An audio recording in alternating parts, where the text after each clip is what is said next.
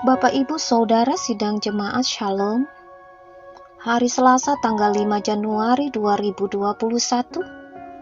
Almanak Nas Gereja Kalimantan yang Pengelis menetapkan kepada kita dalam Injil Lukas pasal 6 ayat 27 sampai 31. Mari kita berdoa. Bapa, dalam nama Yesus Kristus kami mengucap syukur dan terima kasih atas kebaikan dan kemurahan Tuhan dalam hidup kami. Sehingga sebagaimanapun kami ada, berkat karena kasih Tuhan. Kami bersyukur karena kami boleh diberikan kesempatan untuk selalu mendengarkan kebaikan dan kemurahan Tuhan melalui kebenaran firman-Mu. Terima kasih karena kami boleh mendengarkannya. Terima kasih karena kami pun boleh mengerti kebenaran firman Tuhan ini yang akan kami sampaikan. Berkati kami dengan Roh Kudus-Mu. Terima kasih Tuhan Yesus, dalam nama-Mu kami berdoa dan bersyukur. Amin.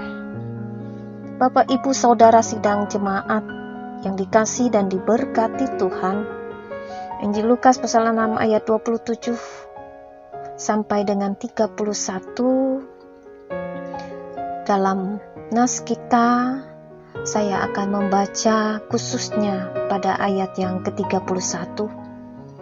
Dan sebagaimana kamu kehendaki supaya orang perbuat kepadamu, perbuatlah juga demikian kepada mereka.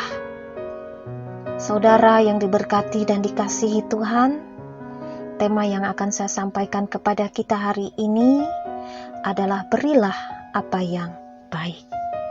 Saudaraku, Bapak Ibu sidang jemaat Tuhan, inti tatanan atau inti hukum kehidupan yang Allah kehendaki untuk dilakukan semua manusia adalah memanusiakan manusia lain, memanusiakan sesama kita. Dalam arti lain, berkelakuan baik terhadap sesama. Tuhan Yesus mengatakan sangat jelas, sebagaimana kamu kehendaki supaya orang perbuat kepadamu, perbuatlah juga demikian kepada mereka. Apa yang kamu suka kepadamu, perbuatlah untuk orang lain. Ini berarti bahwa kita harus memiliki kepekaan terhadap kebutuhan orang lain. Ini juga berarti bahwa kita harus mengerti kebutuhan apa yang baik untuk sesamanya. Apa yang kita suka, buatlah untuk orang lain. Bapak dan Ibu sidang jemaat Tuhan, ayat ini adalah untuk kita mengerti tentang kebutuhan hakiki manusia, yaitu supaya orang harus menentukan dulu kebutuhan apa di dalam hidupnya. Dan tentu saja Bapak Ibu Saudara, kebutuhan hakiki manusia yang penting yang Yesus sampaikan di sini adalah kesucian.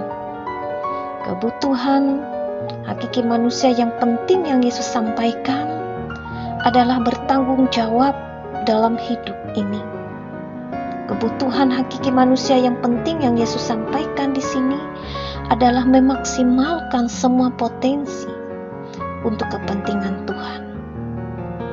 Dan ketika hal itu bisa dilakukan, tentu saja kita akan menyelenggarakan itu dengan sangat baik dan yang terbaik.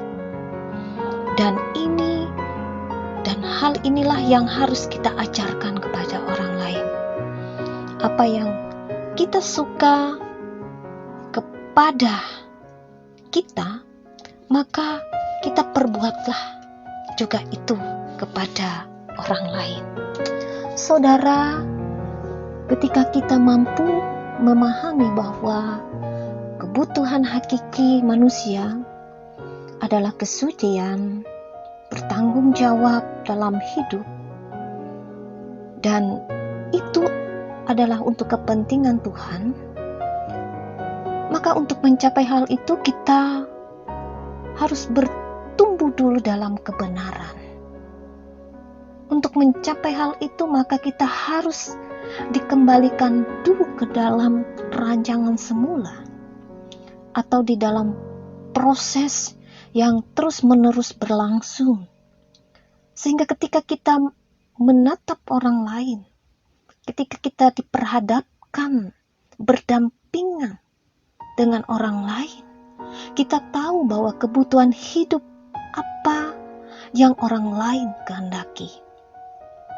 Mungkin ada saudara, keluarga, rekan kerja, atau orang lain yang di sekitar kita yang jahat, yang tidak senang dengan kita, yang tidak menyukai kita, sehingga kita tidak menganggap bahwa orang-orang tersebut tidak layak untuk menerima kebaikan kita. Itulah sebabnya saudaraku, kenapa Tuhan Yesus mengajarkan kepada kita untuk mengasihi musuh. Ayat 27 sampai ayat yang ke-30. Salah satu ajaran mulia Yesus tentang kasih adalah untuk mengasihi musuh kita, mendoakan mereka, memberkati mereka, serta berbuat baik kepada mereka.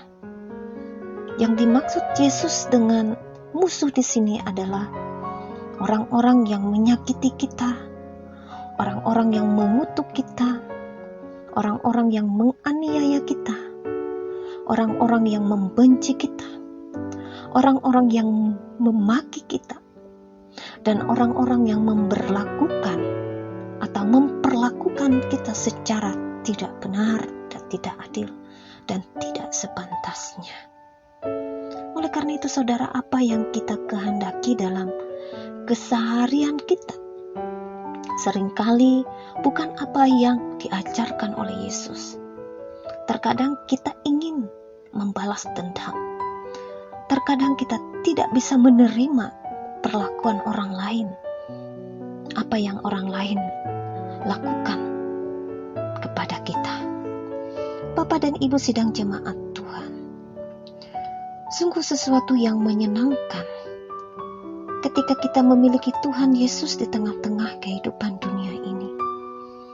Sekalipun kita jatuh, sekalipun kita gagal, kita tahu bahwa ada satu pribadi yang senantiasa kita kasihi tanpa syarat. Dunia tidak memperlakukan kita seperti Tuhan memperlakukan kita. Itulah alasannya firman Tuhan mengajarkan kepada kita perbuatan baik. Maka oleh karena itu marilah kita semua menjadi orang-orang yang menjunjung tinggi perbuatan baik. Karena hanya dengan cara demikianlah saudara, dunia dapat melihat Yesus melalui hidup kita.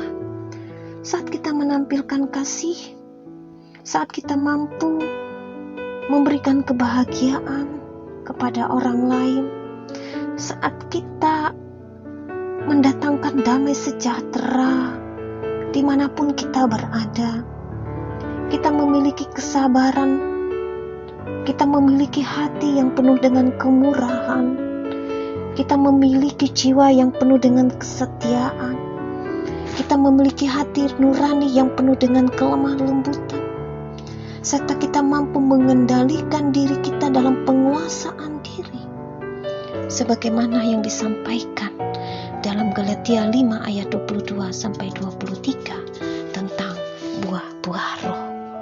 Bapak Ibu Saudara sidang jemaat Tuhan, ukuran sesamamu bukan berdasarkan sesamamu, tetapi ukuran sesamamu adalah berdasarkan pada proyek yang Allah percayakan kepada kita.